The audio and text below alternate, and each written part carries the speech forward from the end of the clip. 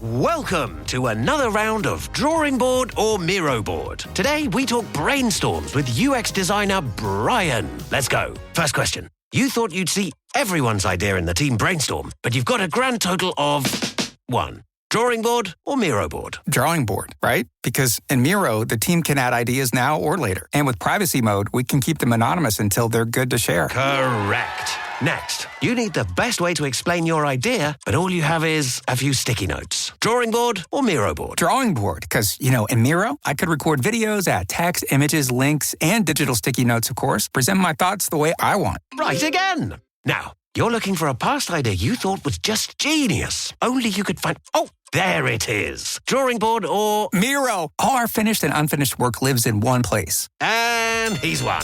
Join over 60 million people getting ideas noticed in Miro brainstorms. Get your first 3 boards for free at Miro.com. That's Miro.com.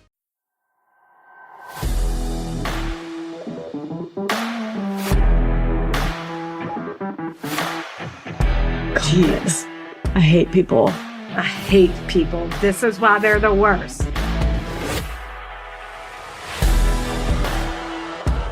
Are you ready for it? Hey, Rach.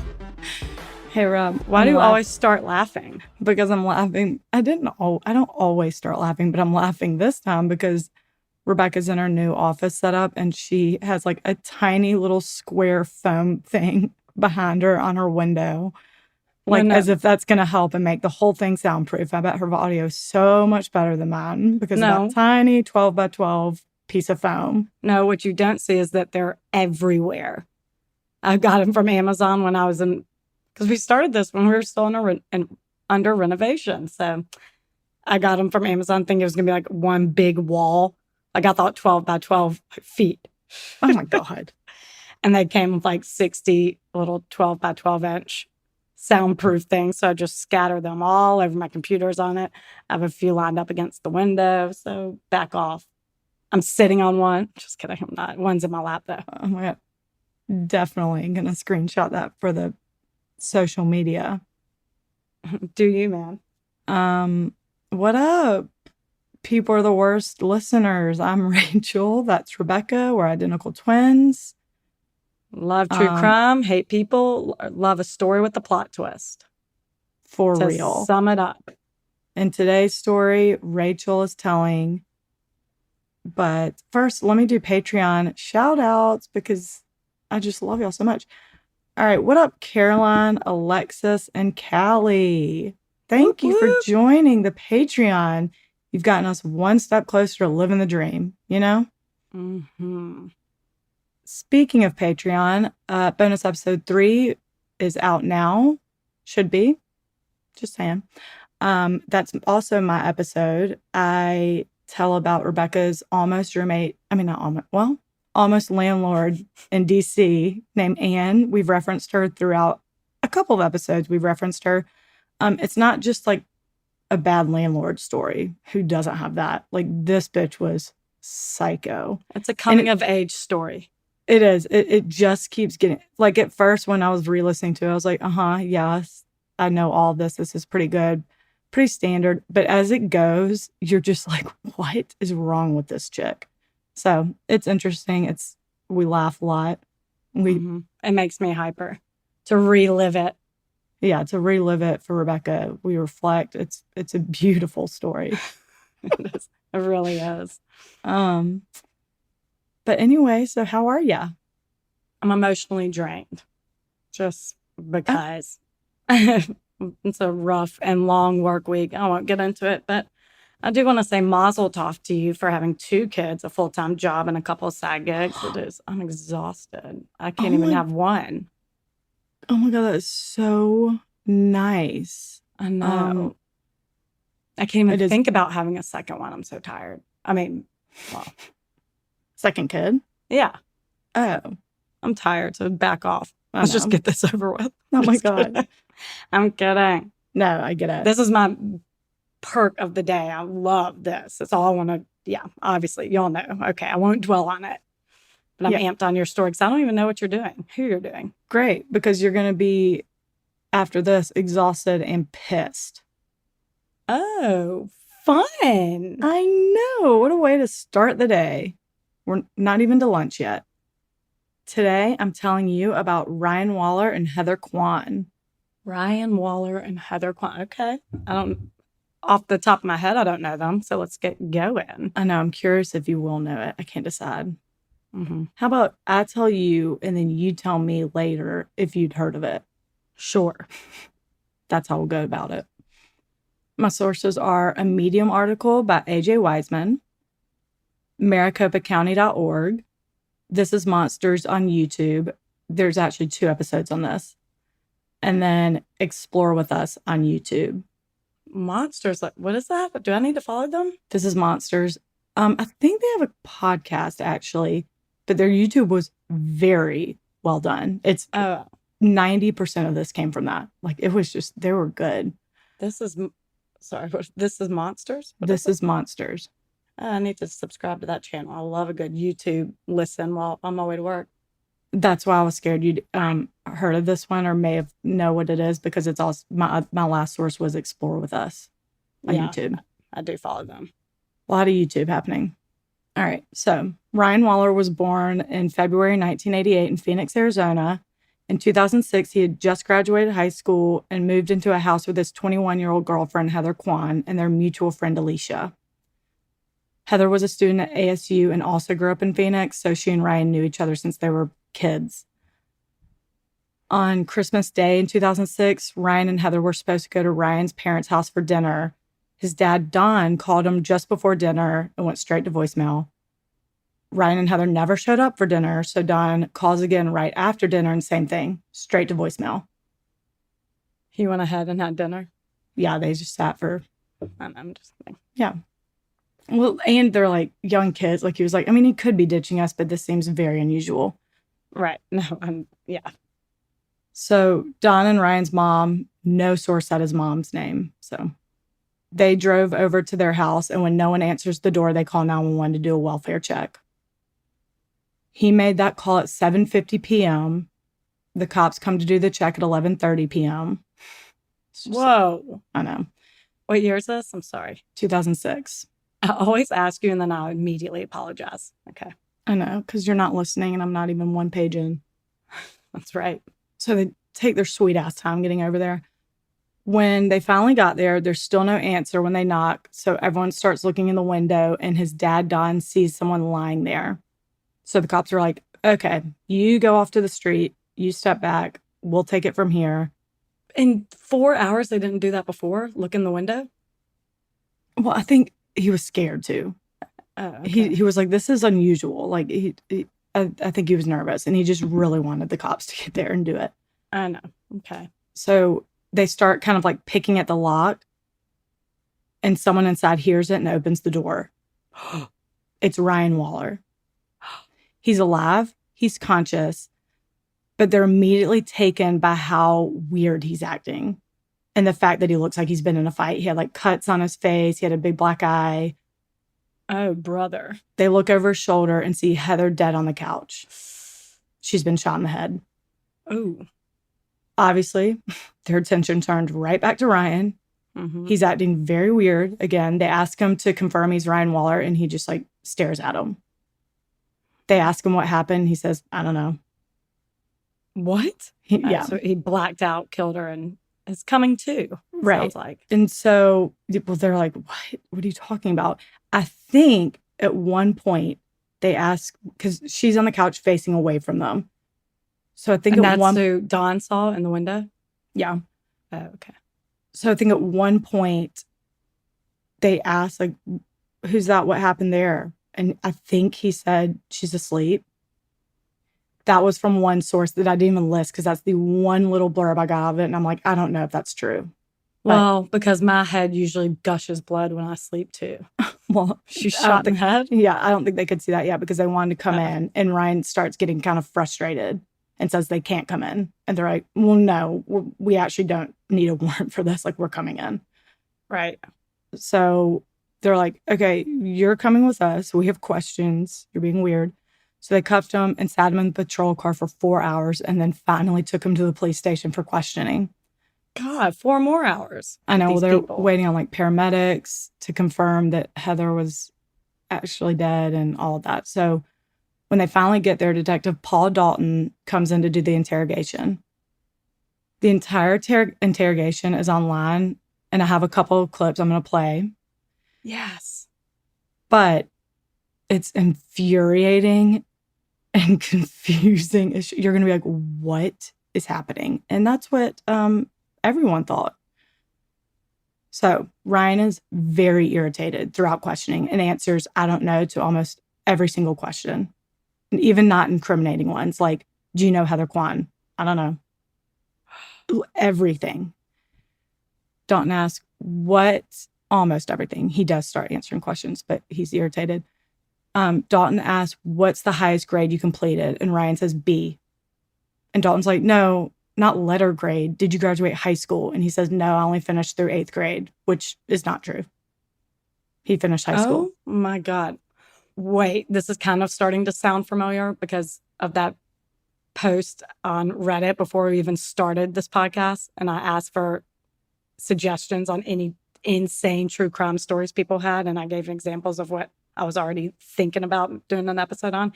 And this one came up, I think. Mm-hmm. And everyone was like, it's insane. Okay. Yep. Okay. All right. Let's do it. Gosh. All right. I really didn't want you to know, but okay, sure.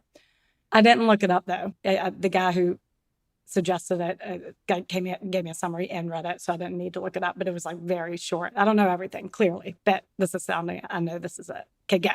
Great. So he's irritated. He's lying. He did graduate high school.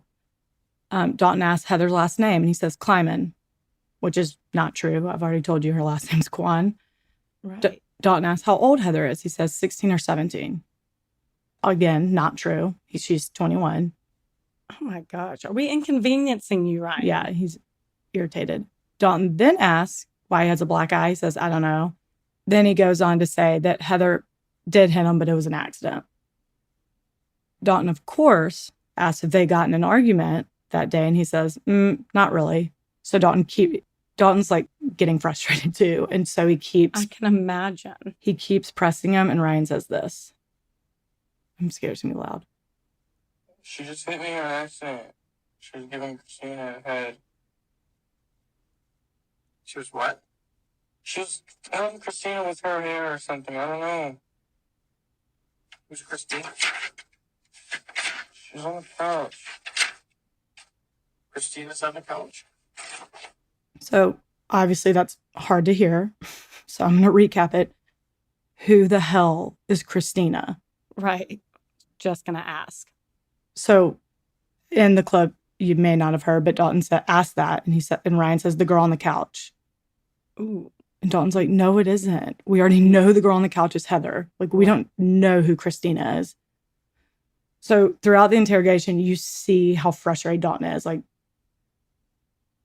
Ryan's contradicting himself. He's lying. He's just really throwing a wrench in this interrogation. And so Dalton... it's counterproductive for him. He's like, I just want to go home. It's probably in the middle of the night at this point, being like, you're wasting my time. Yeah. And he already came in kind of playing tough cop, but now he's getting pissed.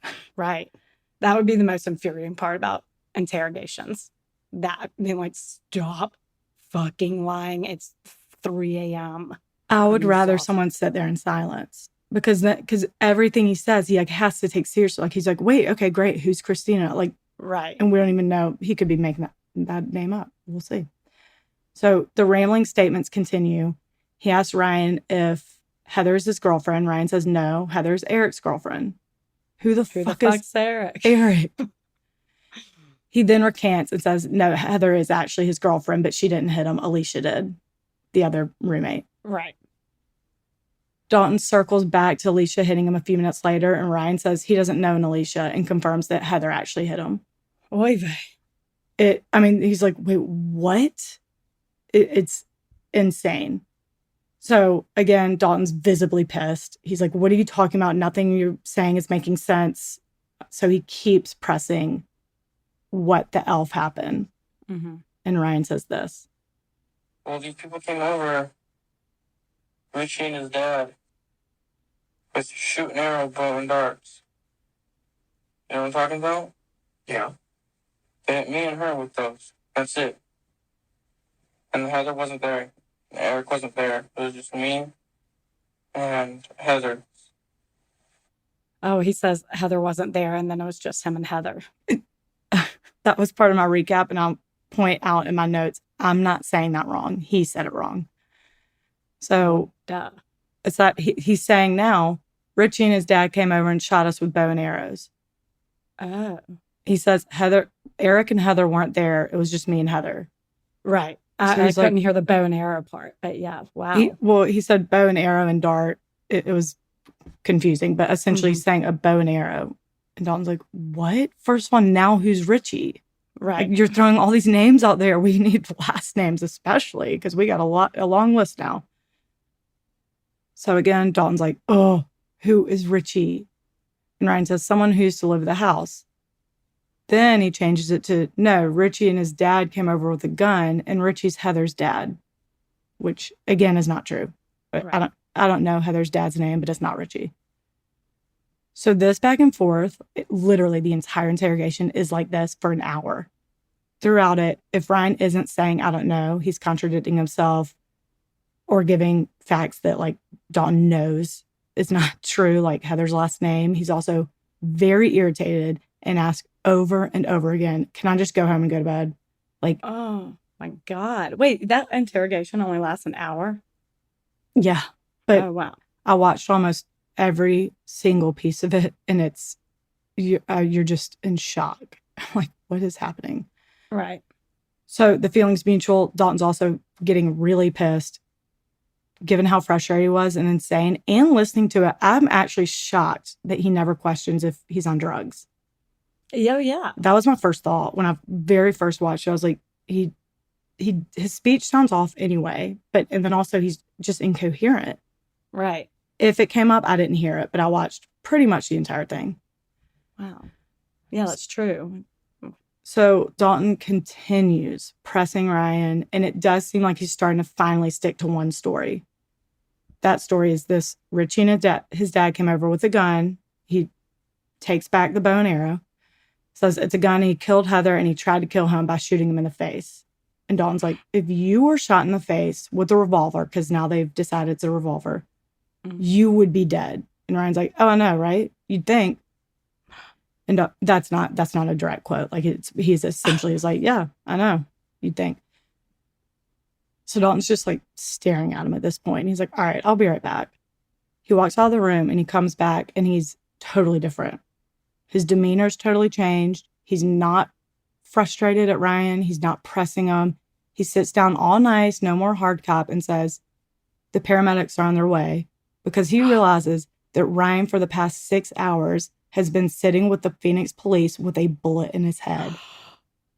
Welcome to another round of Boardroom or Miro Board. Today we talk retrospectives with Agile coach Maria. Let's go. First question. You've spent 2 hours in a team retro, but the only input you've heard is Dave's. Boardroom or Miro Board? Boardroom. In Miro, Dave can't hog the space because everyone can add thoughts anonymously, online, at the same time. Correct. Next.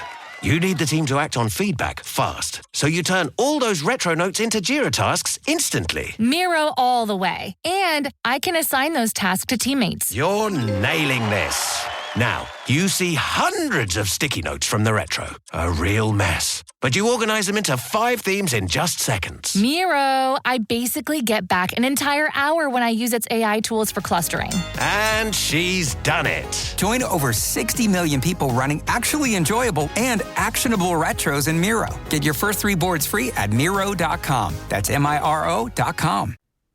That's what I thought. And I could, oh my God. Wait, why were his parents not around and being like, no, something is wrong? We'll have a lot of questions. Okay. No, That being number one. Being like, wait, no, this is not our son. He's Well- being very weird. We need to get him somewhere. Ryan's 18, so he doesn't need his parents in there for questioning. But when they took him out with cuffs, they were on the street, and Don was like, wait, what's going on? Why is he in cuffs, and why does he have a black eye?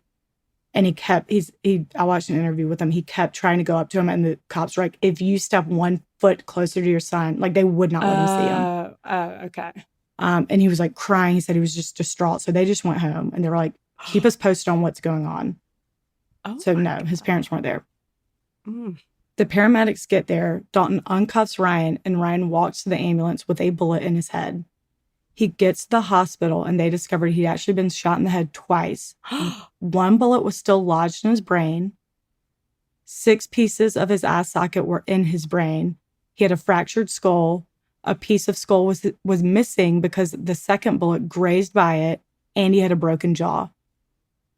Holy shit. That's why he was acting like that. He wasn't fucked up. He's not a criminal. He wasn't being defensive. He had a traumatic brain injury, and a trained detective did not catch that something was way off. Well, where's blood? Well, and I guess seeing the picture, I won't make it the first picture in the carousel. When he got to the police station, they took 43 pictures of him. When I say he had a black eye, it was the most severely swollen, not bruised. It was actually black. He couldn't open it. He clearly needed medical attention. Clearly. And so, oh my God, it's like Rolf. in the 4, yes. Tita. Yes. When he said they were swollen shut because he was shot in the face. That's a bonus episode reference. Sorry, y'all. guys. Sorry. Bonus episode 2. It was really good. Yeah, it is like that.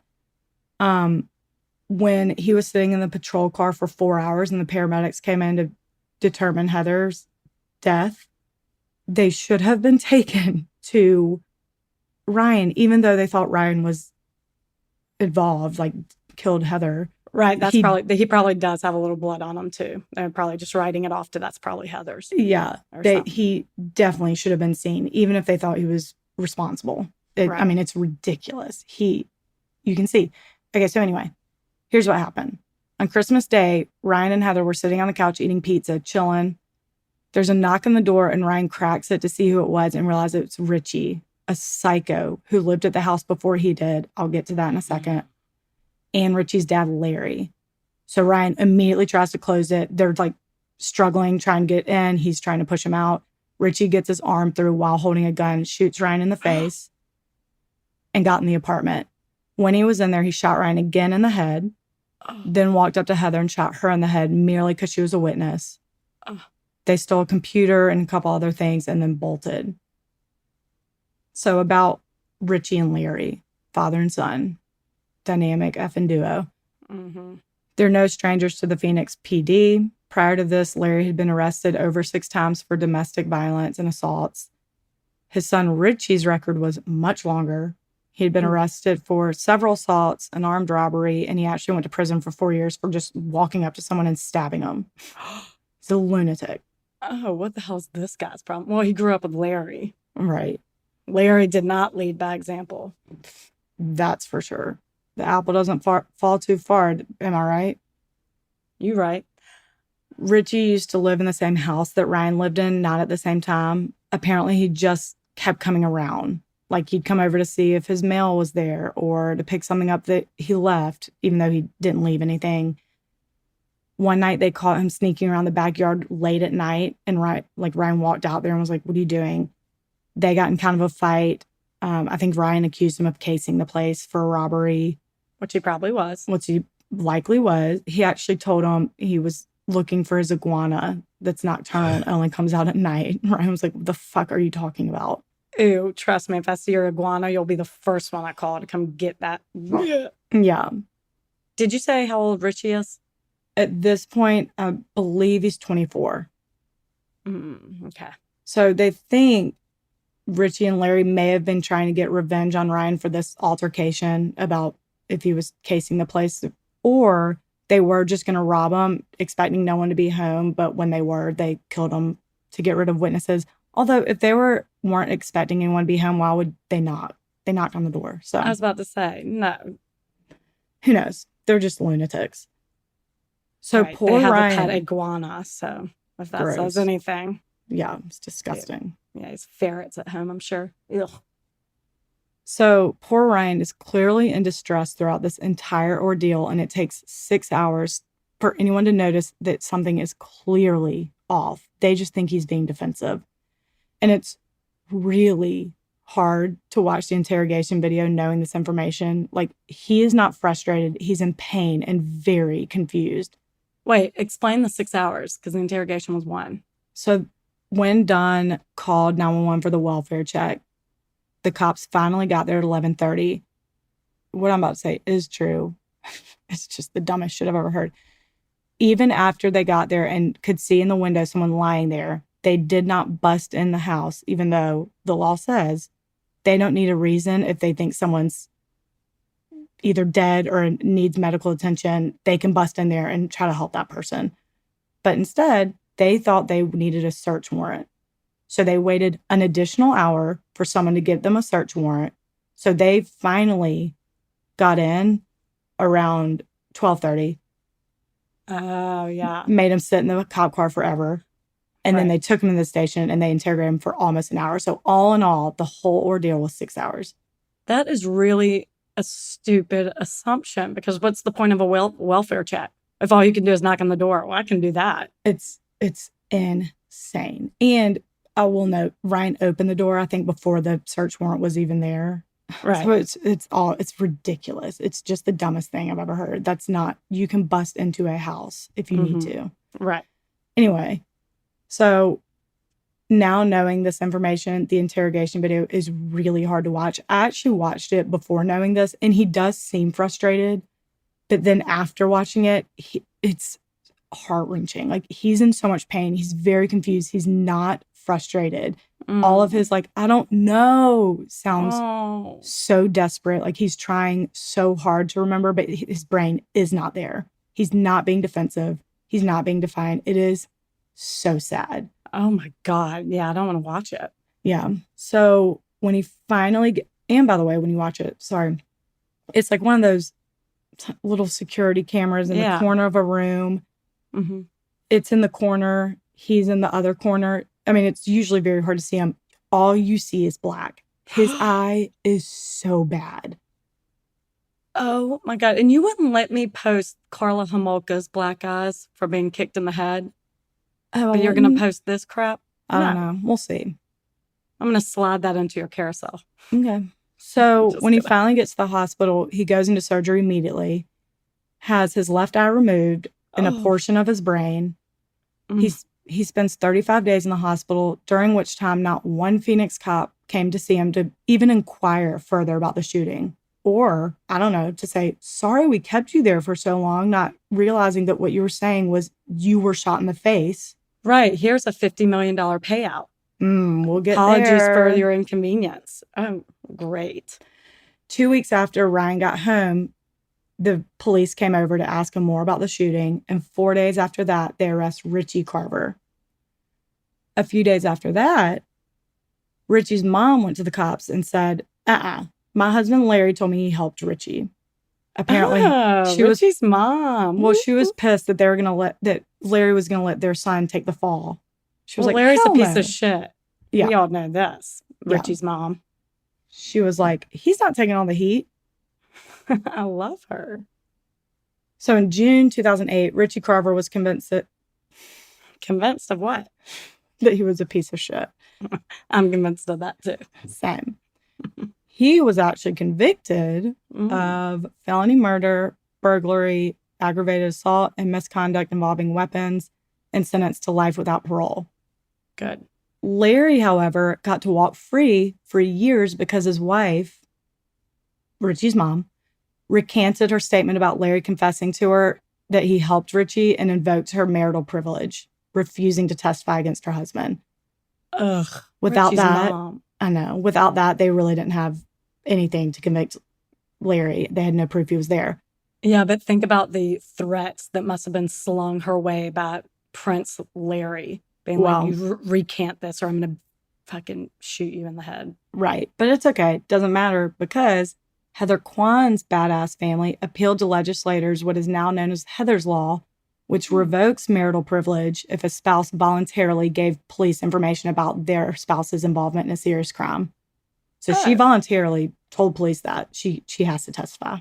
Sorry. Oh, yeah.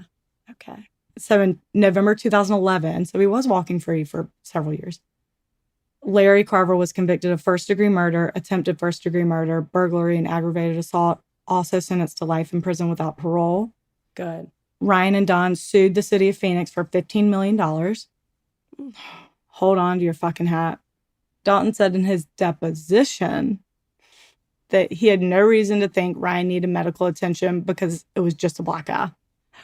I can't stress the severity of this black eye enough.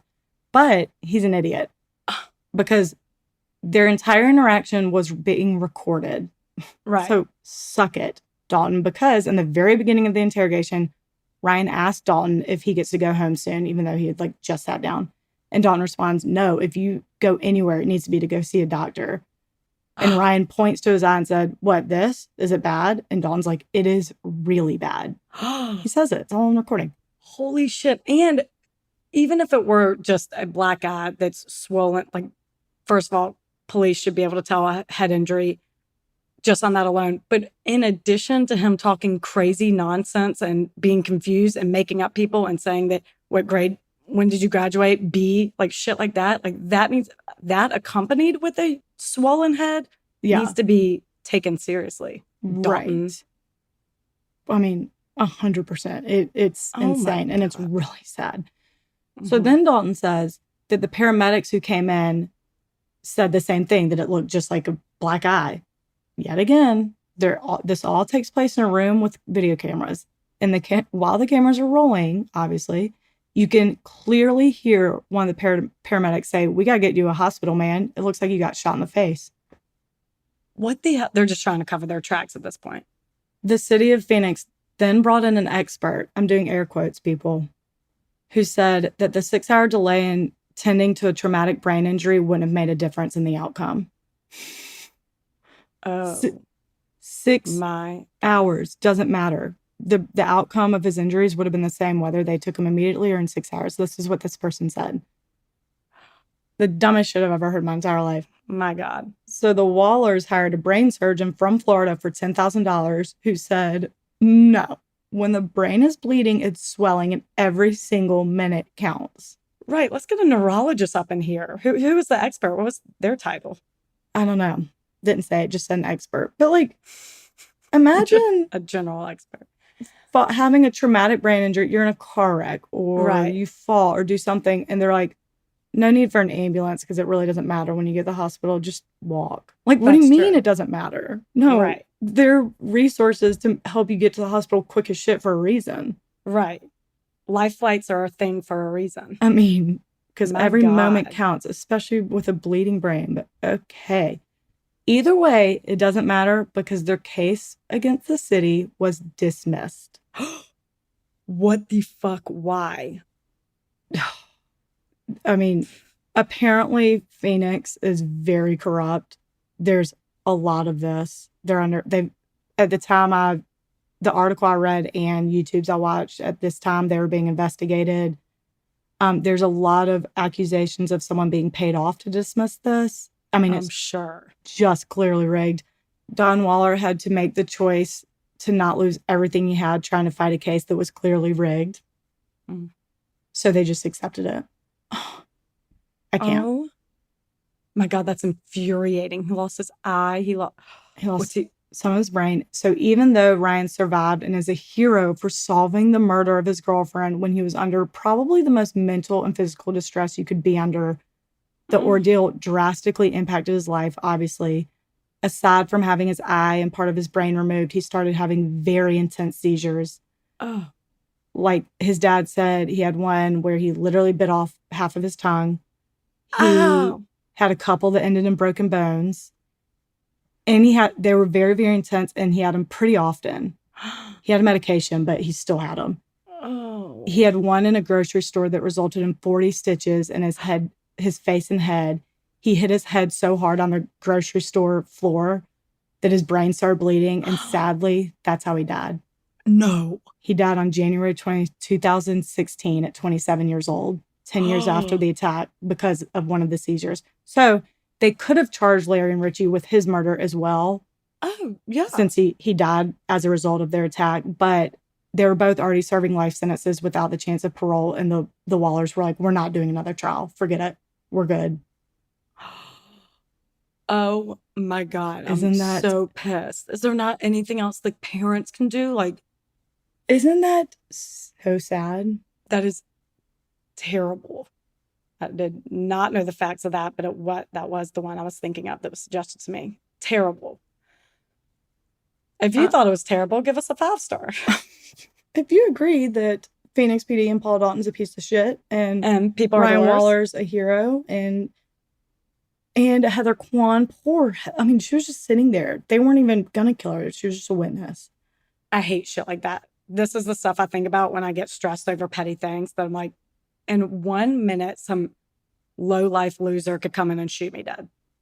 So, Oh my God. but really, poor Heather, poor Ryan, poor everyone except those low life losers. That is such a dark thought, Rebecca. It's what this whole podcast is. Right. You're such a downer. See? Everyone who's listening and participating in this is a downer and has the same dark thoughts. I know that. Right. I know Community that's full right. of dark thoughts. Mm-hmm. So that's the story of poor Ryan Waller. Okay. All right. Well, y'all, thanks for listening. Tell some friends. And if you've made it this far, I'm going to say this. I said this a few episodes ago. You get on that Reddit True Crime podcast and you do promote us, because I made a burner account and I promoted us just to test it, and no one's blogged. That guy's full of shit. You promote us in there. Thanks. I'm glad you made a burner account just to test it. I just want to that guy, see. he's all bark and no bite, that guy. Yeah, God, good to know. Okay, get in there. Get in there. I'll show that moderator. That's right. He's So. going to get all uppity at me, and I'm going to say, I don't care, dude. Leave me alone. Bye. Bye.